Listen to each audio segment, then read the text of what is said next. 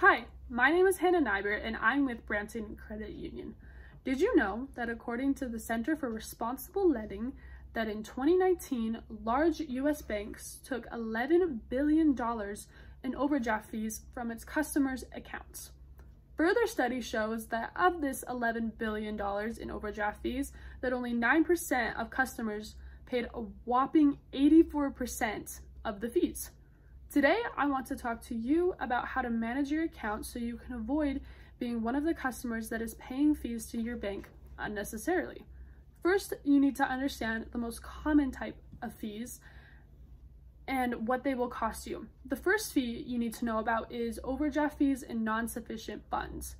These are incurred when you spend more money than you have available in your bank account, and a bank typically charges around $35 per instant, meaning that you can be charged multiple overdraft fees in a single day.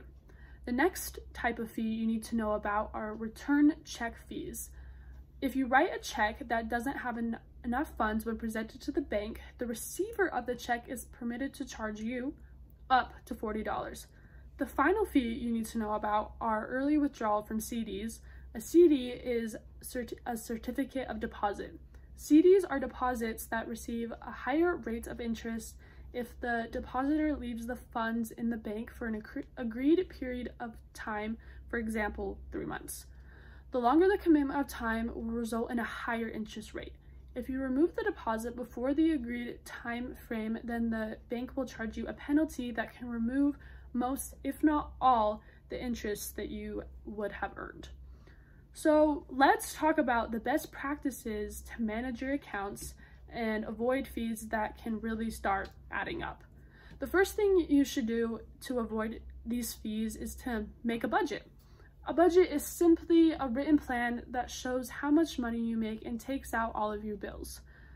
The money you have left over is yours to spend as you choose. A budget helps ensure you don't spend money you don't have, helps lead you to a happy retirement, helps you prepare for emergencies, helps shed light on bad spending habits. In addition to keeping a budget, the following tips will help you keep track of your spending to avoid those nasty fees. One tip is to maintain a checkbook so you always know how much money you have until your next payday. The next tip I have is to review your account online every day and check for fraudulent charges or keying errors on valid charges.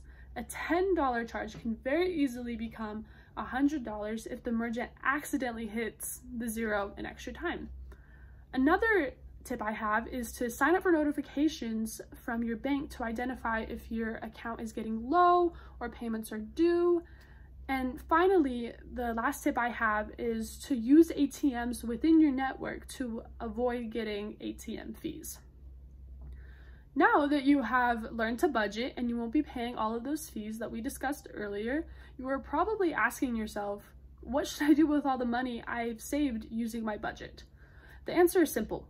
The credit union offers savings accounts that can help make your money grow, so you can save up to buy a house, buy a car, or save for retirement.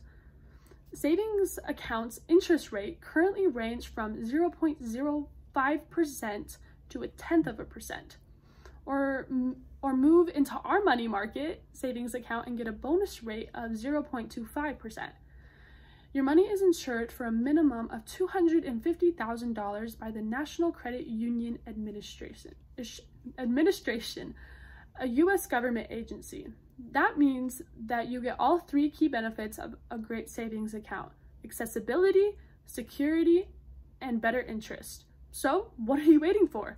The National Credit Union Administration is a special insurance fund